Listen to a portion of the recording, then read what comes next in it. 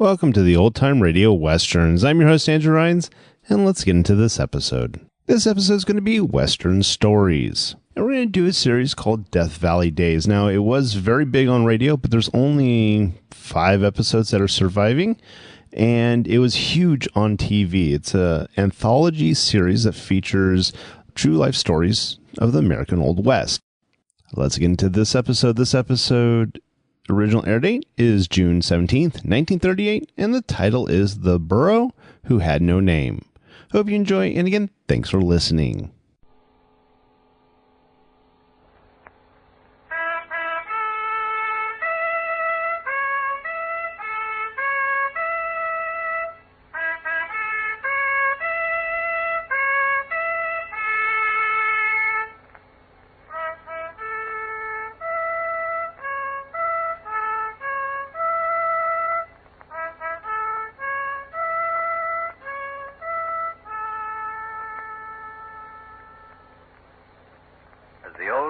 Bugle call of the covered wagon trains dies away among the echoes, another true story of Death Valley Days is brought to you by the Pacific Coast Borax Company, who give you the miracle of borax in 3 convenient forms: 20 Mule Team Borax for household use, 20 Mule Team Borax soap chips for washing clothes and dishes, and the new Boraxo for toilet use. Before you become absorbed in the Old Ranger's story for tonight, we would like to take just a moment of your time to tell you something about Boraxo. Boraxo was created in response to the insistent demands from women for a product that would cleanse the skin as safely as 20 Mule Team Borax cleanses painted woodwork or bathroom porcelain or your fine china and glassware. Well, the letters we receive every day praising Boraxo tell us that we have succeeded in meeting this demand. For, say our new customers who have discovered Boraxo, your Boraxo does just what we wanted. It cleanses dirty hands and the children's knees and elbows like magic. It works so fast that the children no longer have any excuse to be late for meals. They can wash up in a jiffy with Boraxo. And best of all, I know that they will come to the table not only really clean, but with smooth, soft skin. Your Boraxo cleanses the skin as quickly as your 20 Mule Team Borax cleans our houses. And that is saying something. And like 20 Mule Team Borax, it cleanses without doing any damage. Thank you for your wonderful new product, Boraxo. And thank you, too, for Death Valley Days, which all of us love. And now, here's the Old Ranger. Good evening, folks. Good evening, and a hearty welcome to you all. And now, Old Ranger, what's the story for tonight? Well, it's a story I hardly expect you to believe, but it's the absolute truth just the same. Why, Old Ranger, you know I believe every word you utter on the air. Hey, George, you don't like the way you say on the air. However, I'll let it pass this time, and now you just pin back your ears and hark to the story of the burro that had no name. Well, wouldn't it be a good idea before you start, Old Ranger, to explain exactly what a burro is? There may be some of our listeners who don't know. Well, don't know what a burro is? Well, not by that name, anyway. Sure they do. Why, the word burro is as common as horse. Well, where you come from, maybe. Everywhere. It's not in the encyclopedia. How do you know? Because I looked. When you told us last week about this burro story, I thought I'd, study up a bit on burros. Oh, steal a march on the audience, eh? So you went to the encyclopedia? Yes, and I took down the volume labeled Bray, B-R-A-I, to cast. Bray. Well, that was a good thing to look under. Just the same, the word burro was nowhere to be found. Maybe you don't know how to spell it. B-U-R-R-O. That's right. And you're sure it wasn't there? Absolutely. From Elihu Burritt, they jumped right to John Burroughs. Well. So then I turned to donkey, and all it said there was see ass. And all it said there, I suppose, was see Balaam. Well, since you couldn't find the word burro in your dictionary, George, I'll enlighten you. A burro is the same as a donkey, or a jackass. In the desert, we generally call them jacks for short. They stand about 4 foot high. Their coats are spurry. Their ears is long. Their tails is sort of like a piece of rope frayed at the end. Their hoofs is small and sharp, but their teeth is big and sharp, and their voices is something fearful.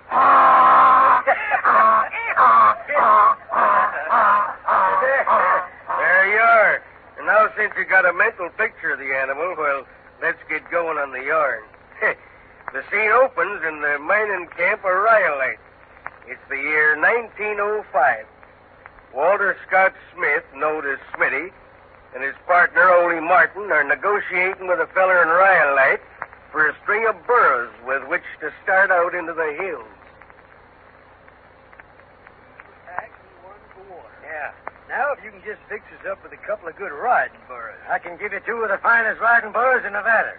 Blackjack here and Samson. How much? 50 apiece. 50? We'll give you 30. Ah, you go to blazes. Why, them pack animals bring 35. Holy smoke. Well, that's highway robbery. Try and buy them somewhere else, then. $35 for a pack burro? And 50 for a saddle burro. These two critters is worth it, too. I've rode them both myself, and I know. Why, Blackjack brung me once all the way from Gold Circle to Battle Mountain. A 60-mile trip in 10 hours. And Sam, we'll give you 40 apiece for 'em. 50 or nothing. I never paid as much as $50 for a burro in my life. I'll tell you what I can do.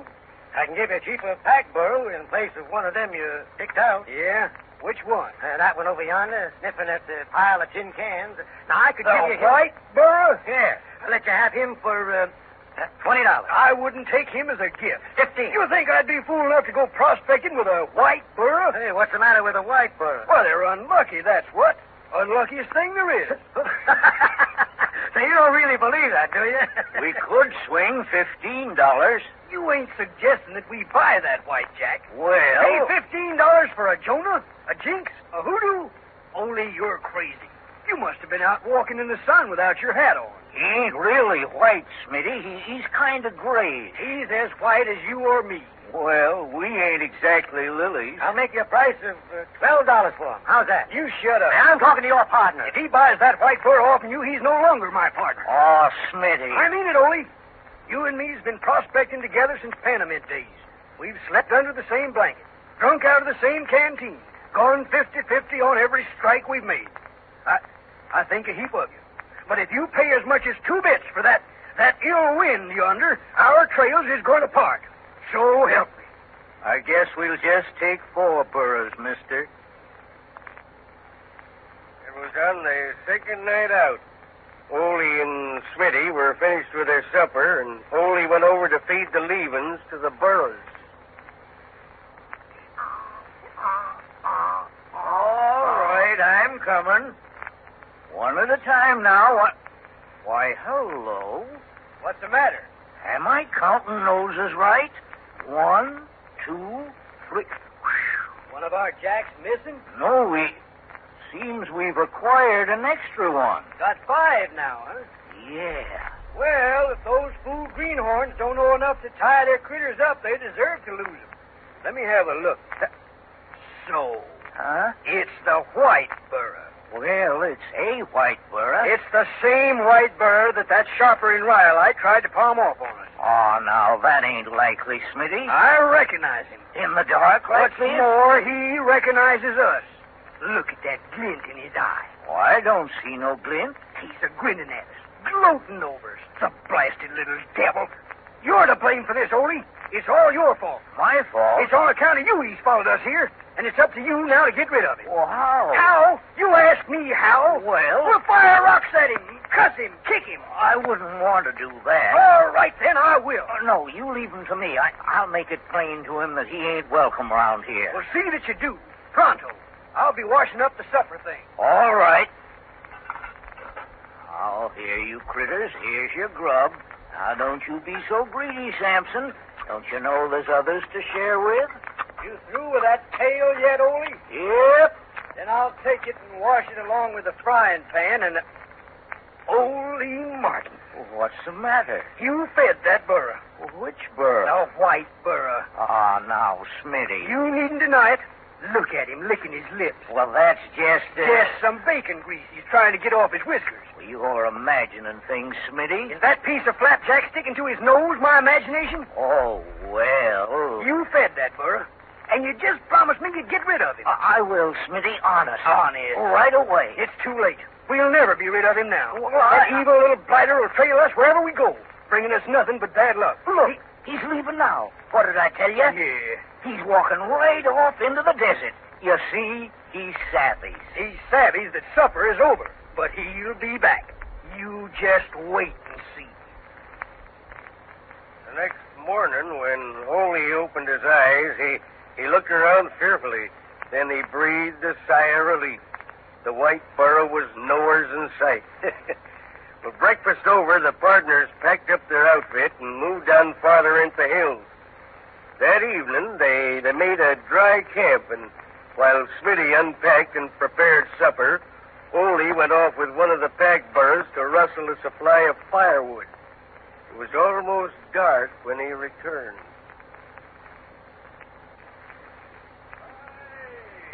Well, I begun to think you was lost or had struck gold, maybe. No, just that wood was scarce. This critter wanted to lay down all the time. Hey, what smells so good? I got a treat for us tonight. What is it? Fresh bread. No. Uh-huh. Why, you old son of a gun. 2 loaves. Where are they? In the Dutch oven, keeping warm. Fresh bread. Yes, sir. Hey, when it's my turn to do the cooking, I produce real grub. Well, if you're casting aspersions on my meals, hey, what else we gonna have? Mulligan, coffee, Dawson plum. With a loaf of bread apiece? Why, that ought to do it. Hey, we're saving one of them loaves for tomorrow. Ah, don't be stingy. You call a half a loaf of bread stingy? Say, them big loaves. Well, I could eat a whole batch without any help. I'm hungry as a wolf. Well, everything's ready as soon as you are. Well, then, let's eat. All right, I'll be dishing up the mulligan. And I'll get the bread out of the oven. That oven was a good buy, Oldie. Yeah? Wait till you see the crust of that bread. A nice, even, golden brown. Where'd you say it was, Smitty? What? The bread. Why, right where you're looking, in the oven. No, it ain't. Oh, sure it is. I tell you it ain't. The oven's empty. Say, what have you been drinking? Well, if you don't believe me, come on and look for yourself. Oh, you never could find nothing nowhere. What? See? Well, I'll be darned. Where'd you put it? Me? You sneaked him out and hid him. I know it. I did nothing of the kind. Come on, tell me. I ain't so much as laid eyes on them loaves of bread, Smitty, I swear. Well, somebody took them. They was in this oven here not 5 minutes ago.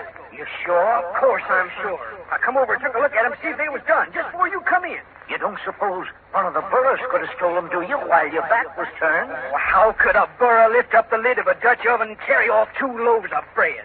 You'd have to be educated. Blameless thing I ever know. 2 loaves of bread disappearing You didn't bake them at all. Maybe you just dreamed. You smelled them, didn't you?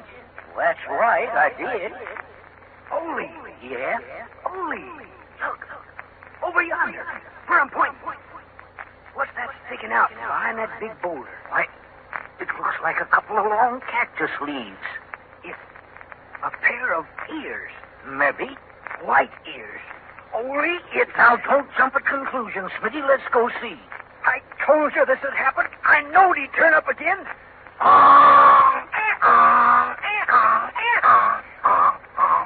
There, and you see, I was right. Sure enough, it's old Whitey. Don't! What's the matter? Don't you dare give him a name. Well, why not? Don't you know that once you name an animal, he's yours? Who says so? Why, it stands to reason. You mean? So long as he's got no name, he's a stray, a stranger, a rank outsider. But just you give him a name, any kind of a name, and he belongs to you. I see. What are you laughing at? For a stranger, this fella has certainly made himself right at home. Look. My bread. What's left of it? My beautiful, fresh, hot, crusty bread. Oh, you varmint, you. You thieving little son of a rustler. You voracious fuzztail. Careful, Smitty. Don't call him names. Calling him names ain't the same as giving him names. I can call him all the names in the dictionary if I feel like it. Yes, and I do. Yeah. Grin. Grin, you lop-eared, sawed-off limb of Satan. You white curse. You evil-eyed, aspinurious imp of darkness. You... Well, I reckon I'll hit the hay. Well, you can turn in if you want to. I'm going to set up a while longer. What for? Oh, I just ain't sleepy, that's all. I'll smoke another pipeful And wait up for him, huh? Wait for who? You can't fool me, Ole. You're worrying about that burro. Do you suppose something has happened to him, Smitty? Well, let's hope so. Then maybe our luck will change. Well, I can't see as we've had any bad luck on this trip. No, nor any good luck, neither. We ain't smelled a smell of ore. Ole, look. Where? Coming toward us. Out of the night. What? It's him. The prodigal? Hush, will you? If he hears you. Well, that ain't him. Why, if it was him, he'd be praying by now. That burro ain't making a sound. It's his ghost, then, come to haunt us. It's the spitting image. You're right, Smitty, it is. His ghost? No, himself. What's he walking so queer for? Why, he's sick or hurt or something. What is it, old boy? What's happened? Come over here by the fire where I can see you. His eyes is closed tight. And his head's all swelled up. Say, what in tarnation? Looks queer around the jaw, too. Open your mouth, fella, and let's have a look. Open your mouth. Won't, huh? He can't. His teeth is clenched. What is it, lockjaw? Rattlesnake bite. Huh? Look, here on the nose. You can see where the fangs went in. Yes, sir. He's done for, then. We may be able to save him. Save him? We'll do our best anyhow. Are you crazy? Where's that permanganate of potassium? Ole! Oh, here it is. What are you going to do? Rub it in the wound, of course. Ole, you... Stand still, old fella. I won't hurt you. Now, this is going to do you good.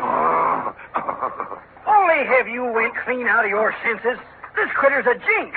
A hoodoo. We can't just stand by and watch him die. Well, why not? We don't want him. Nobody wants him. That makes no difference. He's a poor, dumb animal, and he's in misery. Then put him out of it. Well, just what I'm trying to do. Now, I mean, shoot him, you fool. No. All right. You put that gun down. You quit working on him, then. I can't, Smitty. Don't you see I can't? Why can't you? He come to us for help. He trusts us. Trust us. A white burro. Well, it ain't his fault he was born white. Ole, Look. His eyes is opening. The potassium permanganate is beginning to work. Oh. His jaw's loosening. Now, if I can just get some whiskey down him. Hey, that's my whiskey. It's our whiskey. Here, boy. Ole, I've stood for a lot. But if you pour so much as one drop of that liquor down that white varmint's throat, we bust up, you and me. Tip your head back. That's it. Now, let me stick the bottle in between your teeth. So. Ole, I'm warning you. A little more. There. Now we're through. Yeah, we're through. Smitty, You can take your pick of the burros, Ole, and your share of the grub and things. you're not going on? No, I'm going back to Rhyolite. And now, 10 days later, in a brilliantly lighted saloon in Rhyolite, we find Smitty doing his best to forget about Ole and the white burro.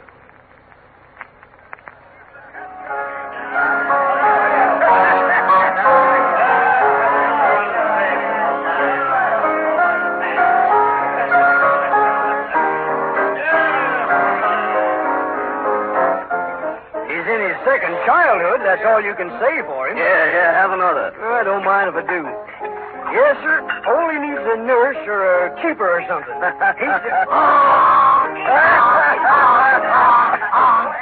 What's the matter? Can you beat that? A burro walking straight in through the swinging doors. He's looking for a drink. See, he's heading straight for the bar.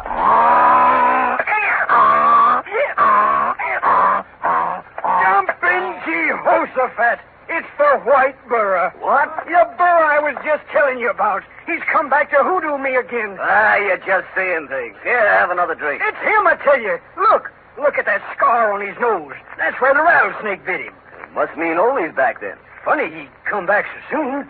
Said he was going to stay out another 30 days. Say, maybe located something.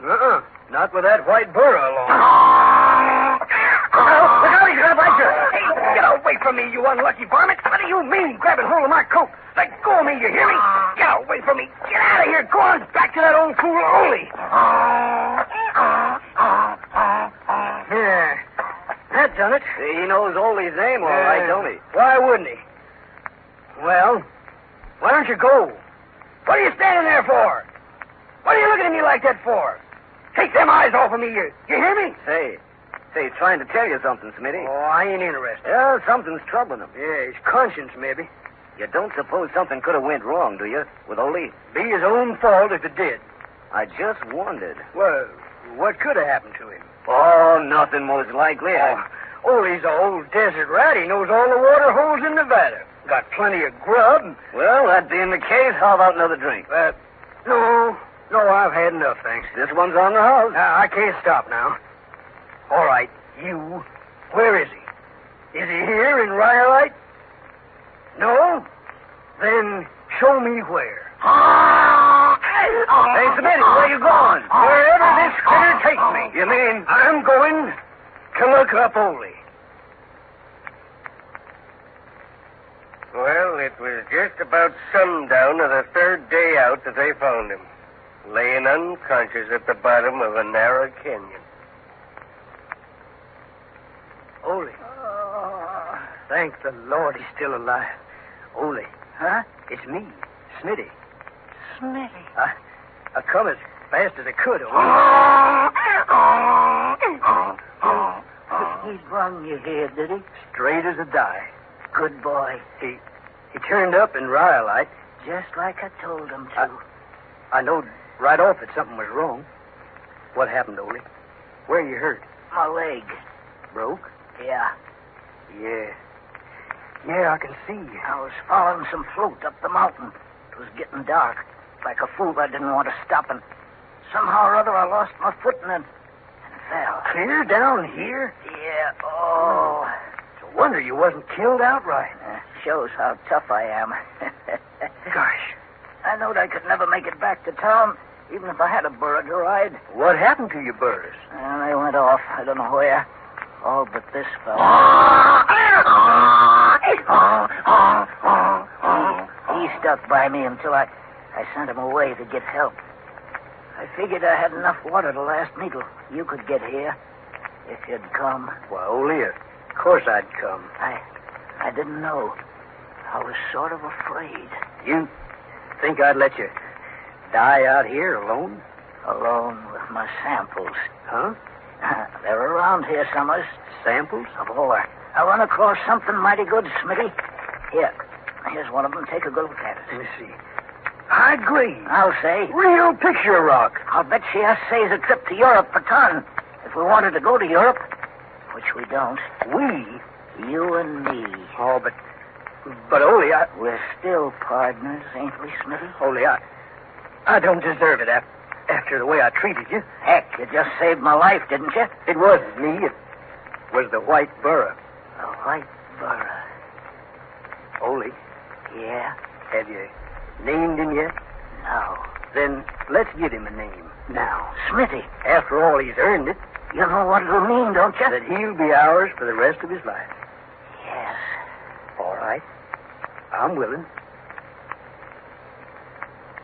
You have been listening to another true story of Death Valley Days, brought to you by the Pacific Coast Borax Company, producers of 20 Mule Team Borax for household use, 20 Mule Team Borax soap chips in the big blue and yellow sunshine box for washing clothes and dishes, and the new Boraxo for toilet use. Your grocer can supply you with all of these products. All of them are inexpensive. All of them bring the miracle of Borax into your home in convenient form. For example, 20 Mule Team Borax, in its neat red and white and black package, is the perfect cleanser for ice boxes. Why? Because 20 Mule Team Borax is a gleaming white powder that is clean as desert sunshine itself and absolutely odorless. Just what you want to cleanse food containers. Take a pan or bucket of warm water and dump some 20 Mule Team Borax in it. Wring out a clean cloth or sponge in it and wipe the entire inside of the icebox. Take the cube trays out and wash them separately, again in warm water in which 20 Mule Team Borax has been dissolved. When you are through, you will have the satisfaction of knowing that your icebox, where most of the family food is kept in summer, is absolutely sweet and clean, with no odor left from the cleansing to spoil the flavor of the food. Next week, the Old Ranger's Tale concerns Joshua Norton, Emperor of the United States and Protector of Mexico. You must hear it, so be sure to plan joining us at this same hour next week over this station.